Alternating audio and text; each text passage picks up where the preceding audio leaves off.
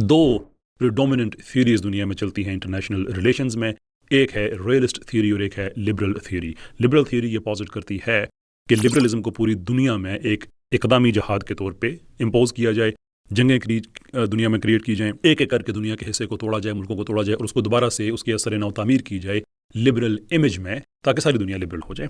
جو realist theory ہے وہ یہ پازٹ کرتی ہے کہ مجھے اپنے ملک کے مفادات عزیز ہیں، باقی ساری دنیا کو آگ لگتی ہے تو لگے، نہ ہم نے اپنا سیاسی نظریہ کسی پہ امپوز کرنا ہے، نہ ہم نے دنیا میں کہیں اور جانا ہے، ہم جہاں پہ ہیں یہاں پہ ٹھیک ہے، بس ہمیں اپنے ملک سے کنسرن ہونا چاہیے. My country comes first. Donald Trump liberal نہیں ہے بلکہ ریئلسٹ ہے. انٹرنیشنل ریلیشنز کی تھیوری میں وہ لبرلزم کو پسند نہیں کرتا بلکہ وہ ریئلزم کو پسند کرتا ہے کہ ہم نے امریکہ فرسٹ کی پالیسی کو رکھنا ہے، میک امریکہ گریٹ اگین. یہ سارے کے سارے ریئلزم کی بنیاد پہ اس کے دعوے تھے اور اس کے سارے سلوگنز تھے. یہی وجہ ہے کہ اس نے یورپ سے دوری اختیار کرنا شروع کی، گرین لینڈ تک امریکہ کو ایکسپینڈ کرنا، بس اس سے زیادہ ہم نے نہیں جانا، ہم نے سیکیور کر لینا ہے، بات ختم.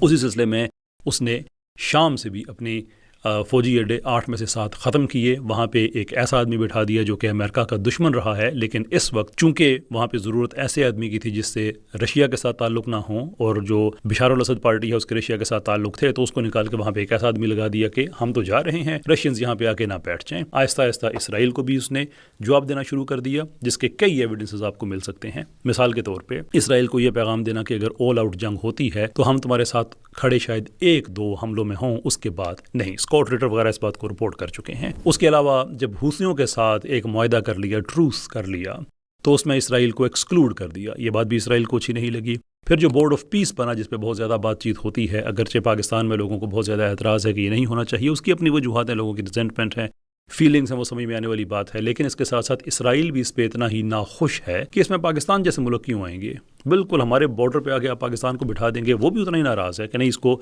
کم سے کم پاکستان کو بیچ میں سے نکالو، اور بورڈ آف پیس کی بھی وہ چاہتا ہے تھوڑی سی سیکولر فارمیشن ہو. جبکہ ٹرمپ کا یہ نظریہ ہے کہ ہمارے فوجی وہاں پہ کیوں مریں، مسلمانوں اور اسرائیلیوں کا آپس میں مسئلہ ہے تو مسلمانوں ملک اپنے فوجی یہاں پہ بھیجیں، وہ سیکیور کریں.